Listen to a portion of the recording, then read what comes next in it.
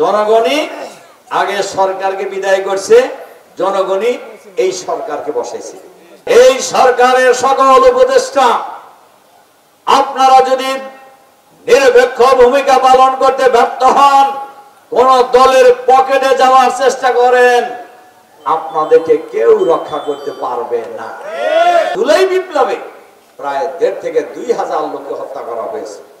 আমরা শুরু থেকেই বলে আসছি, এই জুলাই বিপ্লবে যারা শহীদ হয়েছে এই গণহত্যার বিচার করতে হবে, এই গণহত্যার বিচার করতে হবে।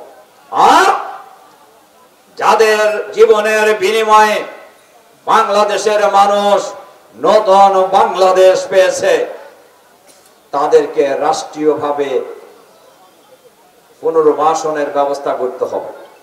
আমরা বলছি যে প্রত্যেক শহীদ পরিবার থেকে একজন করে সরকারি চাকরিতে নিয়োগ করতে হবে। আর যারা আহত হয়েছে প্রত্যেক পরিবারের পুনর্বাসনের দায়িত্ব সরকারকে গ্রহণ করতে হবে। কি বলেন আপনারা? এই যে যারা এখন ক্ষমতায় আছে, এরা কি ক্ষমতায় আইছে না বসানো হয়েছে? কারা বসাইছে? কোন দল বসাইছে? কারা বসাইছে? জনগণ বসাইছে। জনগণই আগে সরকারকে বিদায় করছে, জনগণই এই সরকারকে বসাইছে। সুতরাং এই সরকারের প্রধান উপদেষ্টা নোবেল বিজয়ী ডক্টর মোহাম্মদ ইউনূস সাহেব, আপনি যদি নিরপেক্ষ ভূমিকা পালন করতে ব্যর্থ হন, আপনাকেও আসামির কাঠ গড়ায় দাঁড়াইতে হবে। এই সরকারের সকল উপদেষ্টা আপনারা যদি নিরপেক্ষ ভূমিকা পালন করতে ব্যর্থ হন, কোন দলের পকেটে যাওয়ার চেষ্টা করেন, আপনাদেরকে কেউ রক্ষা করতে পারবে না। তার কারণ বাংলাদেশের মানুষ জীবন দিয়েছে, রক্ত দিয়েছে, লড়াই করেছে, সংগ্রাম করেছে, জেল খেটেছে একটি নতুন আধুনিক বাংলাদেশ গড়ে তোলার জন্য। কোন বালু খেকো পাথর খেকোকে ক্ষমতায় আনার জন্য সেই মানুষ জীবন দেয় নাই।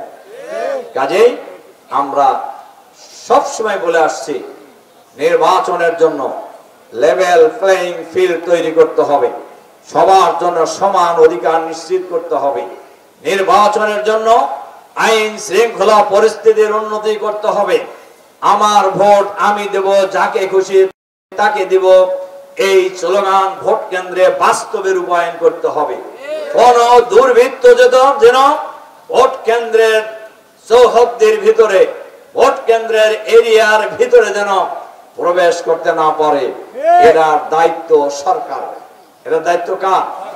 সরকার যদি দায়িত্ব পালনে ব্যর্থ হয়, তাহলে জুলাই বিপ্লবে যেমনই ভাবে বাংলাদেশের সকল শ্রেণী পেশার মানুষ ঐক্যবদ্ধভাবে প্রতিরোধ গড়ে তুলেছিলেন, যে প্রতিরোধের মধ্য দিয়ে ফ্যাসিবাদী সরকার বিদায় নিতে বাধ্য হয়েছে, এই বাংলাদেশের মানুষ আগামী নির্বাচনে গ্রামে গঞ্জে শহরে নগরে বন্দরে প্রতিটি পাড়ায় মহল্লায় ভোট কেন্দ্রে ঐক্যবদ্ধ প্রতিরোধ গড়ে তুলবে, যে প্রতিরোধের মুখে দুর্বৃত্তরা ভোট কেন্দ্রের আশেপাশে প্রবেশ করতে পারবেন না।